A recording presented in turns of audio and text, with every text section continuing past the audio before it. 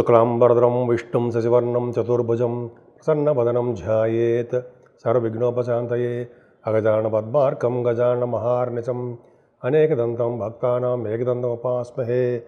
ఓం గం గణపతయే నమః. ఓం శ్రీమాత్రే నమః. ఓం శ్రీ గురుభ్యం నమః. నేను మీ వాడ్రేవ్ ఆదినారాయణరావు శర్మ. మనం జూన్ నెల 1వ తారీఖు నుంచి 7th వరకు కూడా చెప్పుకోబోతున్నామండి. దానికంటే ముందర ఏంటంటే, నా వీడియోలు మీకు నచ్చాయని అనుకుంటున్నాను అనుకోండి. నచ్చితే మీరు లైక్ చేయండి, షేర్ చేయండి, అలాగే సబ్స్క్రైబ్ చేయండి, నన్ను ఆశీర్వదించండి.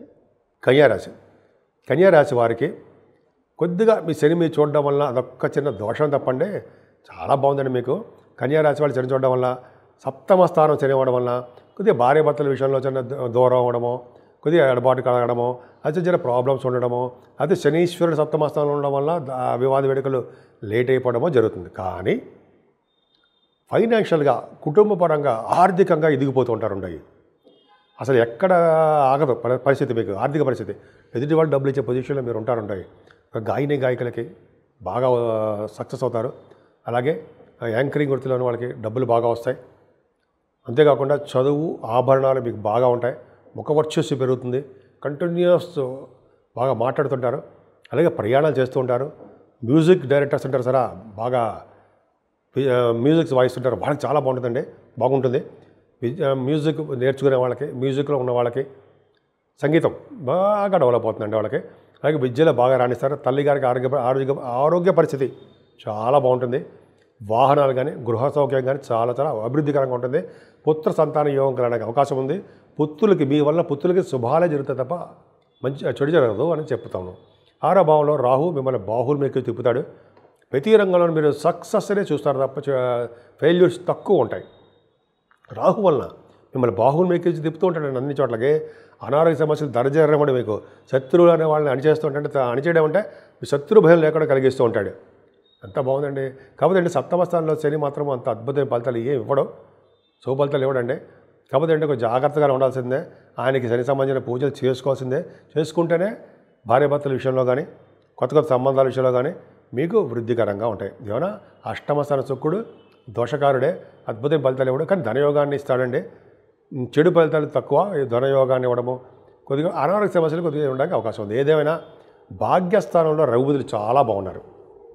12th house lord, 9th house Ravi plus బుధుడు. అంటే ఈ విధంగా చూసుకున్నా కూడా మీకు విదేశాలకు వెళ్ళడానికి చాలా అవకాశాలు కనిపిస్తున్నాయండి.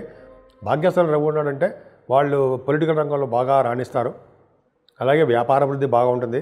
ఈ ఫైనాన్స్ అండ్ అకౌంట్స్లో ఉన్న వాళ్ళకి, CME ఉన్న వాళ్ళకి, ఆడిటర్స్కి, గవర్నమెంట్ సంబంధించిన వ్యవహారాలు ఉన్న వాళ్ళకి అందరికీ బాగుంటుంది. భాగ్యం వృద్ధి అయిపోతుంటుంది. వాళ్ళకి భాగ్యం వృద్ధి అవుతుంటుంది. వ్యాపార వృద్ధి పెరుగుతూనే ఉంటుంది. అదే చాలా అదృష్టం అండి, చాలా అద్భుతంగా ఉంది. అంతేకాకుండా దశమంలో గురుడు, ఈయనొక్కడు చాలండి మీ జాబ్ సేఫ్ అనడానికి. ఈయన చాలు. మీ జాబులో సక్సెస్ అవ్వడానికి, జాబులు వస్తాయి అనడానికి, ఉద్యోగ భద్రత, ఉద్యోగాలు వస్తాయి అనడానికి గురుడు ఒక్కడు చాలు. అంటే మిమ్మల్ని గురుబలం వల్ల కొత్తగా ఉద్యోగాలు అప్లై చేసే వాళ్ళకి, ఆల్రెడీ ఉద్యోగాలు ఉన్న వాళ్ళకి మంచి వృద్ధి ఉంటుందండి. అలాగే ముందర బ్యాంకింగ్ రంగంలో ఉన్న వాళ్ళకి, విద్యా సంస్థలో ఉన్న వాళ్ళకి, అలాగే గురుడు రిలేటెడ్ కంపెనీస్లో ఉన్న వాళ్ళకి, అలాగే మీరు కనుక సాఫ్ట్వేర్ రంగంలో ఉంటే వాళ్ళకి అంటే దినదిన ప్రవర్ధమానం అవుతుంటారు. వాళ్ళు ప్రమోషన్స్ వస్తుంటాయి. చంద్రకుజుల కాంబినేషన్ బాగుందండి. అంటే మీకు రియల్ ఎస్టేట్ రంగము కానీ, భూములు కానీ, వాహనాలు కానీ కొనుక్కుంటారు. దానివల్ల లాభాలు కలుగుతుంటాయి. మీరు ఏ చిన్న వ్యాపారం చేసినా వ్యాపార అభివృద్ధి ఉంటుంది. కానీ కేతు ఒక్కడ పరిణామాలు ఉండడం తప్పంటే ఏం లేదు. ఆయన విశేషంగా దైవ దర్శనాలు చేయిస్తుంటాడు, డబ్బులు ఖర్చు పెట్టేస్తూ ఉంటాడు తప్ప మంచి చేయడానికి అవకాశం ఉంది. ఏదేమైనా మీ రాశి వారికి, కన్యా రాశి వాళ్ళకి కాలసర్ప దోషాలు ఉన్నారు కాబట్టి, ప్లానెట్స్ పొజిషన్స్ అని ఉన్నాయి కాబట్టి, అమ్మవారి పూజ చేసుకున్నా, లేకపోతే గణపతి ఆరాధన చేసుకున్నా, సుబ్రహ్మణ్య స్వామి ఆరాధన చేసుకున్నా, శివాభిషేకాలు చేసుకున్నా అక్కడ మంచి ఫలితాలు వస్తాయి. 12 రాశుల వారికి చెప్పదగ్గ సూచన ఏంటయ్యా అంటే, ఎప్పుడు చెప్తున్నట్టుగానే మేషరాశి నుంచి మేషరాశి నుంచి మీనరాశి వరకు కూడా ముఖ్యంగా అన్ని గ్రహాలు రాహుకేతుల మధ్యలో బంధించబడ్డాయి. అంటే విపరీతమైన రాజయోగాలు కలగవు. కొద్ది చాలా ఇబ్బంది కలుగుతూ ఉంటాయి. కాబట్టి మనం అంటే అన్ని రాశుల వాళ్ళు సర్పదోషంలో ఉండిపోయాం. అందుకని చాలా పోట్లాట్లు, తగాదాలు, మనస్పార్థలు, చికాకులు, కోపావేశాలు అన్నీ ఉన్నాయి కదా. అవన్నీ తగ్గిపోతాయి. రాను అవన్నీ తగ్గడానికి అవకాశాలు ఉన్నాయి. అందుకనే కాళహస్తిలో కానీ దగ్గర ప్రాంతాల్లో ఎక్కడున్నా సరే రాహుకు పూజ చేయించుకోండి సుమా. రాహుకేతువులకి పూజలు ఖచ్చితంగా చేయించుకోవాలండి. అంతేకాకుండా అమ్మవారిని పూజించడం వల్ల రాహు కంట్రోల్లోకి వస్తాడు, వినాయకుడిని పూజించడం వల్ల కేతువు కంట్రోల్లోకి వస్తాడు. చూసారా, కుజుడు మరి ఆయన పూజించడం వల్ల సర్వదా సౌఖ్యమే. సుబ్రహ్మణ్య స్వామిని పూజించడం వల్ల కుజుడు కూడా మంచి బలవంతుడు అయిపోతాడు. కాబట్టి ఇవన్నీ చాలా సర్వసాధారణంగా మనం మీ దేవుడు ఏ దేవుడు మీకు ఇష్టం ఉంటే ఆ దేవుడిని పూజించడం మంచిదండి. దత్తాత్రేయ స్వామి వారు కానీ, దక్షిణామూర్తి గారు కానీ, శివుడు కానీ మీకు చాలామంది ఇష్టం కదండి. పూజలు చేసుకోవడం. సరస్వతి అమ్మవారండి మర్చిపోతుంటాం మనం. సరస్వతి అమ్మవారి పూజలు చేసుకుంటే ఆవిడ నాలుక మీద నాట్యం చేస్తూ ఉండమని, బ్రహ్మదేవుడిని ముఖ మీద వర్చస్సు పెంచమని మనం కోరుకుంటూ ఉండాలట. అందుకని అమ్మవారిని పూజ చేసుకుంటే నాలుక మీద నాట్యం చేస్తుంది ఆవిడ. అంటే నాట్యం చేయడం అంటే మన పలికే పలుకులు అద్భుతంగా ఉంటాయన్నమాట. అందుకనే సరస్వతి అమ్మవారిని ఎప్పుడూ ఎట్టి పరిస్థితుల్లో మర్చిపోకూడదు. మనం పూజ చేసుకోవాల్సిందే. అంటే విద్యార్థులే కాదండి, మంచి అందరికీ ఉపయోగపడుతుంది అన్నమాట. సో అన్ని గ్రహాల అన్ని రాశుల వాళ్ళకి సర్వశుభాలు సర్వ సౌఖ్యాలు కలగాలని, అన్ని సందర్భాల్లో కూడా మీరు సంపూర్ణ ఆరోగ్యవంతులుగా ఉండాలని ముఖ్యంగా అది కావాల్సిందే ఆరోగ్యం. అలాగే భార్యాభర్తల యొక్క అనురాగం, ఈ రెండు ఉండాలని చెప్పి ఉంటాయని నేను మనస్ఫూర్తిగా కోరుకుంటున్నాను. 12 రాశుల వారికి చెప్పదగ్గ సూచన ఏంటయ్యా అంటే, ఎప్పుడు చెప్తున్నట్టుగానే మేషరాశి నుంచి మేషరాశి నుంచి మీనరాశి వరకు కూడా ముఖ్యంగా అన్ని గ్రహాలు రాహుకేతుల మధ్యలో బంధించబడ్డాయి.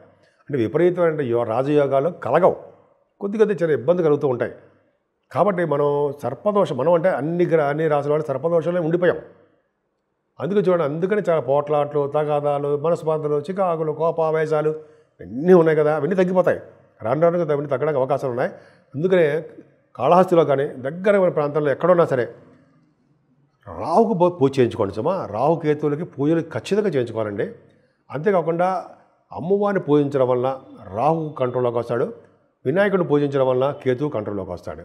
చూసారా, కుజుడు మరి ఆయన పూజించడం వల్ల సర్వదా సౌఖ్యమే.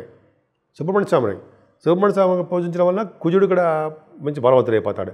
కాబట్టి ఇవన్నీ చాలా సర్వసాధారణంగా మనం మీ దేవుడు ఏ దేవుడు మీకు ఇష్టం ఉంటే ఆ దేవుడిని పూజించడం మంచిదండి. దత్తాత్రేయ స్వామి వారు కానీ, దక్షిణామూర్తి గారు కానీ, శివుడు కానీ మీకు చాలామంది ఇష్టం కదండి. పూజలు చేసుకోవడం. సరస్వతి అమ్మవారండి మర్చిపోతుంటాం మనం.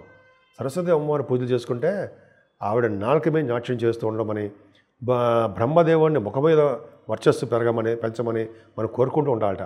అందుకని అమ్మవారిని పూజ చేసుకుంటే నాలుక మీద నాట్యం చేస్తుంది ఆవిడ. అంటే నాట్యం చేయడం అంటే మన పలికే పలుకులు అద్భుతంగా ఉంటాయన్నమాట. అందుకనే సరస్వతి అమ్మవారిని ఎప్పుడూ ఎట్టి పరిస్థితుల్లో మర్చిపోకూడదు. మనం పూజ చేసుకోవాల్సిందే. అంటే విద్యార్థులే కాదండి, మంచి అందరికీ ఉపయోగపడుతుంది అన్నమాట. సో అన్ని రాశుల వాళ్ళకి సర్వశుభాలు సర్వ సౌఖ్యాలు కలగాలని, అన్ని సందర్భాల్లో కూడా మీరు సంపూర్ణ ఆరోగ్యవంతులుగా ఉండాలని ముఖ్యంగా అది కావాల్సిందే ఆరోగ్యం. అలాగే భార్యాభర్తల యొక్క అనురాగం, ఈ రెండు ఉండాలని చెప్పి ఉంటాయని నేను మనస్ఫూర్తిగా కోరుకుంటున్నాను.